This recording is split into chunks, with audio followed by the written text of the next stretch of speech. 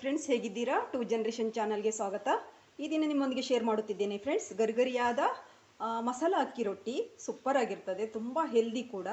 ಎಲ್ಲ ಮಸಾಲೆಗಳನ್ನು ಹಾಕಿದ್ದೇನೆ, ಹಾಗೆ ಎಲ್ಲ ವೆಜಿಟೇಬಲ್ಸ್ ಹಾಕಿದ್ದೇನೆ. ತುಂಬ ಚೆನ್ನಾಗಿರ್ತದೆ. ನೀವು ಕೂಡ ಮನೆಯಲ್ಲಿ ಟ್ರೈ ಮಾಡಿ.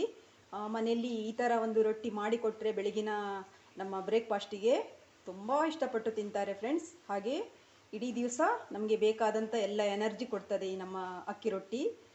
ನೀವು ಕೂಡ ಮನೆಯಲ್ಲಿ ಟ್ರೈ ಮಾಡಿ. ಹಾಗೆ ಫ್ರೆಂಡ್ಸ್, ನನ್ನ ಚಾನಲನ್ನು ಲೈಕ್ ಮಾಡಿ, ಶೇರ್ ಮಾಡಿ, ಸಬ್ಸ್ಕ್ರೈಬ್ ಮಾಡಿ ಫ್ರೆಂಡ್ಸ್. ಯಾರಾದರೂ ಸಬ್ಸ್ಕ್ರೈಬ್ ಮಾಡದೆ ನೋಡ್ತಿದ್ರೆ ದಯವಿಟ್ಟು ಸಬ್ಸ್ಕ್ರೈಬ್ ಮಾಡ್ಕೊಂಡು ನೋಡಿ. ಹಾಗೆ ಈ ರೆಸಿಪಿ ಮಾಡುವ ವಿಧಾನವನ್ನು ಕೂಡ ನೋಡ್ಕೊಂಡು ಬರೋಣ ಬನ್ನಿ ಫ್ರೆಂಡ್ಸ್. ನಾನಿಲ್ಲಿ ಒಂದು ಬೌಲು ಅಕ್ಕಿ ಹಿಟ್ಟು ತಗೊಂಡಿದ್ದೇನೆ. ನೋಡಿ, ಒಂದು ಸ್ವಲ್ಪ ದೊಡ್ಡ ಬೌಲಲ್ಲಿ ತಗೊಂಡಿದ್ದೇನೆ.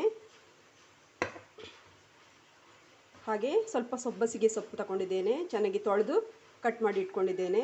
ಹಾಗೆ ಒಂದು ಚಿಕ್ಕದೊಂದು ಕ್ಯಾರೆಟ್ ತಗೊಂಡಿದ್ದೇನೆ, ತುರಿದಿಟ್ಕೊಂಡಿದ್ದೇನೆ. ಹಾಗೆ ಒಂದು ಈರುಳ್ಳಿ, ಅದು ಕೂಡ ಚಿಕ್ಕದಾಗಿ ಹಚ್ಚಿಟ್ಕೊಳ್ಬೇಕು, ಆದಷ್ಟು ಚಿಕ್ಕದಾಗಿ ಕಟ್ ಮಾಡ್ಕೊಳ್ಳಿ. ಹಾಗೆ 2 ಹಸಿಮೆಣಸಿನ್ಕಾಯಿ ತಗೊಂಡಿದ್ದೇನೆ. ಹಾಗೆ ಕೊತ್ತಂಬರಿ ಸೊಪ್ಪು ಸ್ವಲ್ಪ ಫ್ರೆಂಡ್ಸ್. ನಾನು ಸ್ವಲ್ಪ ಕರಿಬೇವು ಸೊಪ್ಪು ತಗೊಂಡಿದ್ದೇನೆ. ಹಾಗೆ ಮುಳ್ಸೌತಿಕಾಯಿ ತಗೊಂಡಿದ್ದೇನೆ, ನಾನು ಸ್ವಲ್ಪ ತುರಿದಿಟ್ಕೊಂಡಿದ್ದೇನೆ. ಹಾಗೆ ಸ್ವಲ್ಪ ಕಾಯಿ ತುರಿ. ಇದನ್ನೆಲ್ಲ ಫ್ರೆಂಡ್ಸ್ ಒಂದು ಮಿಕ್ಸಿಂಗ್ ಬೌಲಿಗೆ ಹಾಕ್ಕೊಳ್ಬೇಕಾಗ್ತದೆ. ಮೊದಲಿಗೆ ನಾನು ತರಕಾರಿ ಎಲ್ಲ ಹಾಕ್ಕೊಳ್ತೇನೆ. ನೀವು ಕ್ಯಾಬೇಜ್ ಇದ್ದರೂ ಕೂಡ ಹಾಕ್ಕೊಳ್ಬೋದು, ಕ್ಯಾಪ್ಸಿಕಮ್, ಕ್ಯಾಬೇಜ್ ಯಾವುದು ಕೂಡ ಹಾಕ್ಕೊಳ್ಬೋದು ಫ್ರೆಂಡ್ಸ್. ಈಗ ಇದರಲ್ಲಿ ಕೂಡ ಯಾವುದಾದ್ರೂ ಒಂದು ತರಕಾರಿ ಇಲ್ಲ ಅಂದರೂ ಕೂಡ ತೊಂದರೆ ಇಲ್ಲ, ಮಾಡ್ಕೊಳ್ಬೋದು.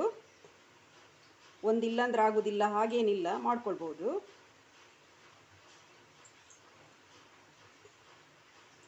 ಸಬ್ಬಸಿಗೆ ಸೊಪ್ಪು ಹಾಕೋದ್ರಿಂದ ಟೇಸ್ಟ್ ಚೆನ್ನಾಗಿರ್ತದೆ, ಮತ್ತು ಆರೋಗ್ಯಕ್ಕೆ ತುಂಬ ಒಳ್ಳೆಯದು ಫ್ರೆಂಡ್ಸ್ ಸಬ್ಬಸಿಗೆ ಸೊಪ್ಪು.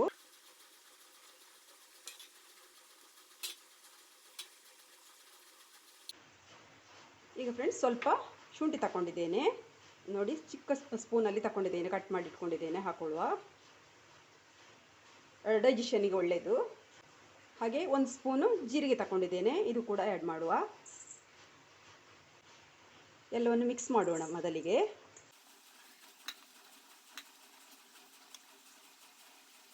ಓಕೆ ಫ್ರೆಂಡ್ಸ್, ನೋಡಿ ಈ ಹದದಲ್ಲೇ ಇರಬೇಕು, ತುಂಬ ನೀರು ಮಾಡ್ಕೊಳ್ಬೇಕು ಬಿಡಿ. ಹೀಗೆ ನೋಡಿ, ನಾವು ಹೀಗೆ ಉಂಡೆ ಮಾಡೋ ಥರ ಇರಬೇಕು ನೋಡಿ. ಈಗ ನಾವು ರೊಟ್ಟಿ ಮಾಡ್ಕೊಳ್ಳುವ. ಇದನ್ನು ಇಡಬೇಕಂತ ಏನಿಲ್ಲ ಫ್ರೆಂಡ್ಸ್, ಡೈರೆಕ್ಟಾಗಿ ಮಾಡ್ಕೊಳ್ಳುವಂಥದ್ದು. ಫ್ರೆಂಡ್ಸ್, ನಾನಿಲ್ಲಿ ಒಂದು ಬಟರ್ ಪೇಪರ್ ತಗೊಂಡಿದ್ದೇನೆ. ಇದಕ್ಕೆ ಸ್ವಲ್ಪ ಆಯಿಲ್ ಹಚ್ತೇನೆ.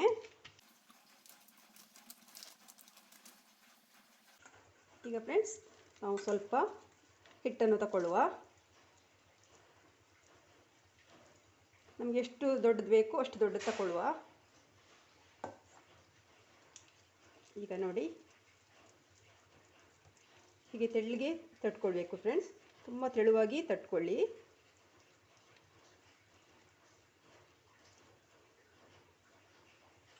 ಸ್ವಲ್ಪ ಆಯಿಲ್ ಹಚ್ಕೊಳ್ತೇನೆ.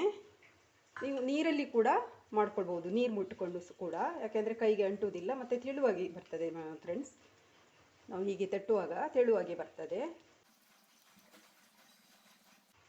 ತುಂಬ ತೆಳುವಾಗಿ ಮಾಡ್ಕೊಳ್ಳಿ, ಚೆನ್ನಾಗಿರ್ತದೆ.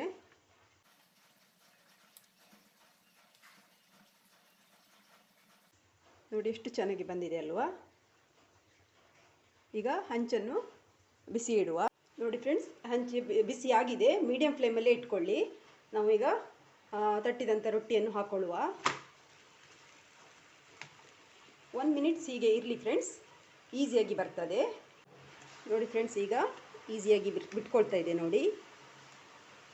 ನೋಡಿ ಎಷ್ಟು ಚೆನ್ನಾಗಿ ಬಿಟ್ಕೊಳ್ತಾ ಇದೆ ಅಲ್ವಾ, ಎಲ್ಲಿ ಕೂಡ ತಾಗೋದಿಲ್ಲ. ಹಾಗೆ ಈಗ ಒಂದು 5 ಮಿನಿಟ್ಸು ಒಂದೊಂದು ಕಡೆ ಕುಕ್ ಆಗಬೇಕು ಫ್ರೆಂಡ್ಸ್, ಯಾಕೆಂದರೆ ವೆಜಿಟೇಬಲ್ಸ್ ಎಲ್ಲ ಇದೆ ಅಲ್ವಾ, ಹಾಗಾಗಿ ಚೆನ್ನಾಗಿ ಬೇಯಬೇಕು. ಮೇಲೆ ಸ್ವಲ್ಪ ಆಯಿಲ್ ಹಾಕ್ಕೊಳ್ಳುವ.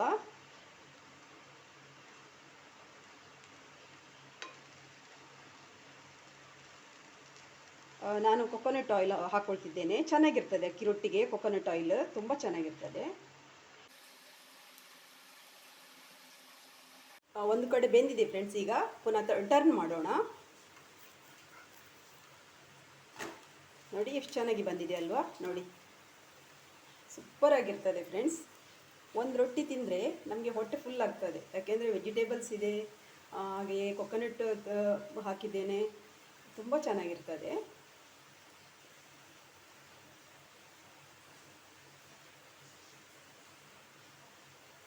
ಈ ಕಡೆ ಕೂಡ ಸ್ವಲ್ಪ ಆಯಿಲ್ ಹಚ್ಚೋಣ.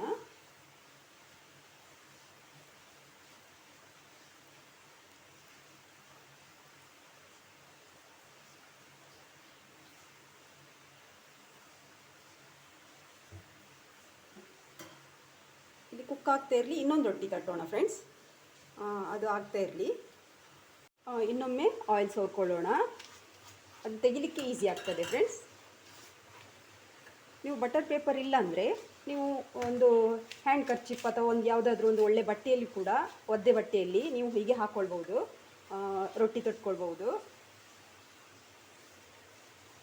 ಆಮೇಲೆ ಬನಾನಾ ಲೀವ್ಸ್ ಇರ್ತದೆ ನೋಡಿ, ಬಾಳೆ ಎಲೆ, ಅದರಲ್ಲೂ ಕೂಡ ಮಾಡ್ಕೊಳ್ಬೋದು ಆಯಿಲ್ ಹಚ್ಕೊಂಡು.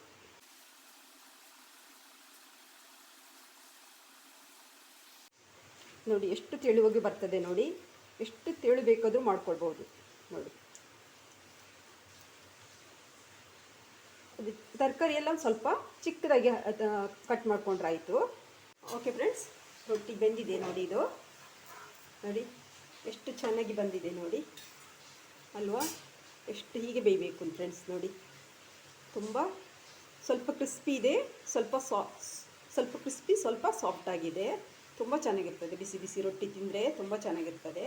ಹಾಗೆ ಇನ್ನೊಂದು ಹಾಕ್ಕೊಳ್ಳುವ. ಹೇಳುವುದಿಲ್ಲ ಅಂದರೆ ಒಂದು ಸ್ವಲ್ಪ ಹೀಗೆ ಆಯಿಲ್ ಸಹ ಸ್ವಲ್ಪ ಹಚ್ಕೊಳ್ಬೋದು, ಹೀಗೆ ಅಷ್ಟೇ. ಹೇಳ್ತದೆ, ಏನು ತೊಂದರೆ ಇಲ್ಲ, ಆರಾಮಾಗಿ ಹೇಳ್ತದೆ. ಹಾಕ್ಕೊಳ್ತೇನೆ. ಒಂದು ಸ್ವಲ್ಪ 1 ಮಿನಿಟ್ ಹಾಗೆ ಬಿಡಬೇಕು, ಆಮೇಲೆ ಈಸಿಯಾಗಿ ತೆಗಿಬೋದು ನೋಡಿ, ಈಸಿಯಾಗಿ ಬಿಟ್ಕೊಳ್ತದೆ.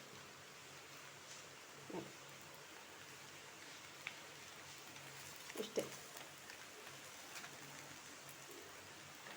ಸ್ವಲ್ಪ ಮೇಲ್ಗಡೆ ಆಯಿಲ್ ಹಾಕ್ಕೊಳ್ಳೋದು. ಆಯಿಲ್ ಬೇಡ ಅಂದರೆ ಸ್ಕಿಪ್ ಮಾಡ್ಬೋದು ಫ್ರೆಂಡ್ಸ್, ಹಾಕಲೇಬೇಕಂತ ಏನಿಲ್ಲ. ಒಬ್ಬೊಬ್ಬರು ಆಯಿಲ್ ತಿನ್ನೋದಿಲ್ಲ ಅಲ್ವ, ಅಂಥವರು ಸ್ಕಿಪ್ ಮಾಡ್ಬೋದು.